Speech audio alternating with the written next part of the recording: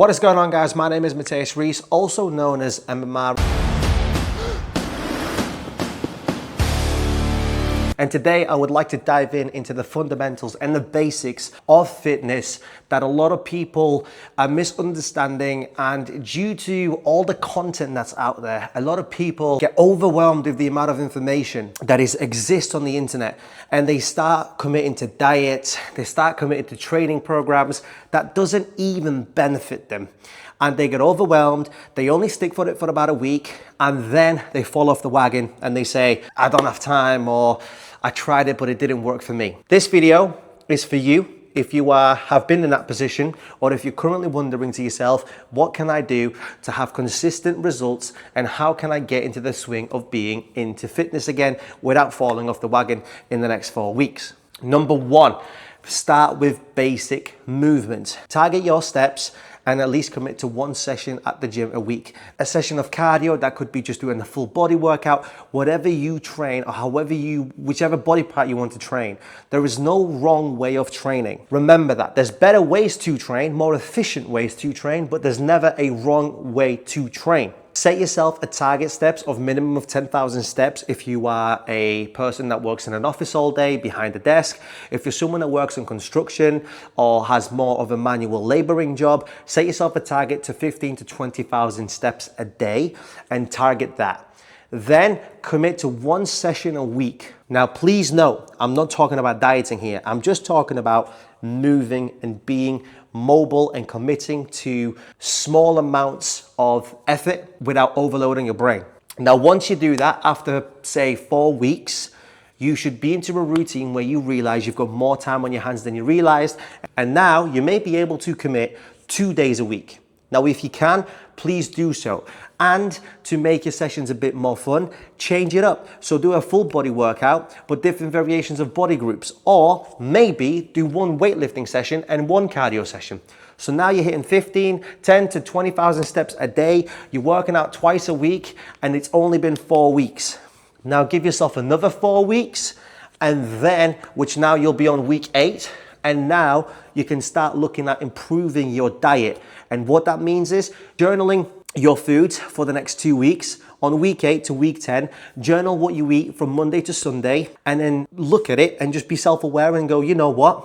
Coming to think about it, I snack a lot. So let me aim for next week to remove my snacks in the evenings.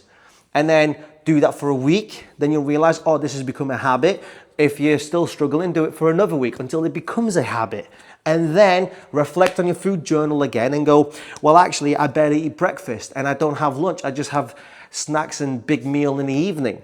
Start introducing breakfast. Little things like a bagel with peanut butter, or a bagel with eggs, or something that's light, but get your body moving and get your body primed for the day. Now, it's super important as well. Throughout your fitness journey, you look at consuming minimum between 2 to 3 liters of water a day, and aim to at least have your foods spread out evenly across the day. So if you don't eat for about, say, I don't know, if you don't eat all day and you only eat in the evenings, a body is like a furnace.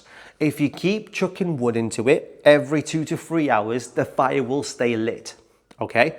If you don't put the wood in and then try to do it all at once, you're going to quickly burn through the wood and you'll barely have energy at the end of the day.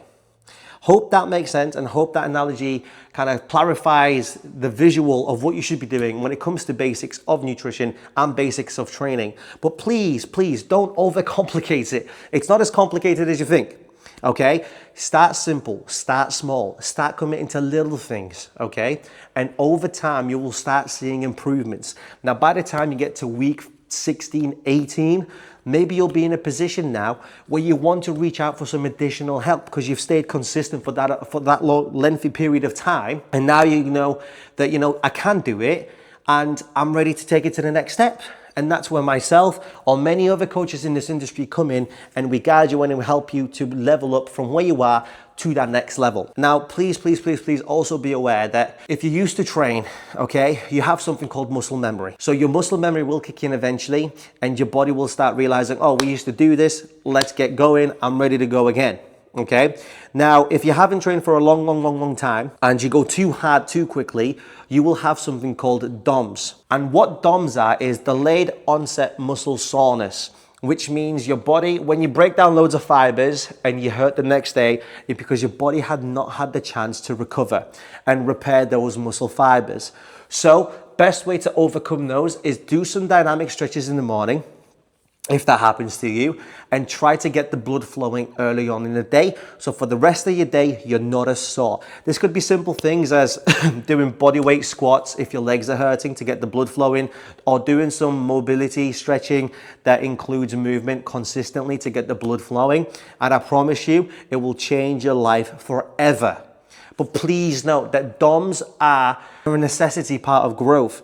Because when you build muscle, you're breaking down fibers, which then it allows you to grow the muscle, strengthen the muscle, and make sure you have your fitness endurance levels of your strength and your core and your compound muscles for the longevity of your life. Because fitness isn't just to look good and feel good. It is how you operate day to day. Like if you're sitting on the couch, you used to get up all the time, right?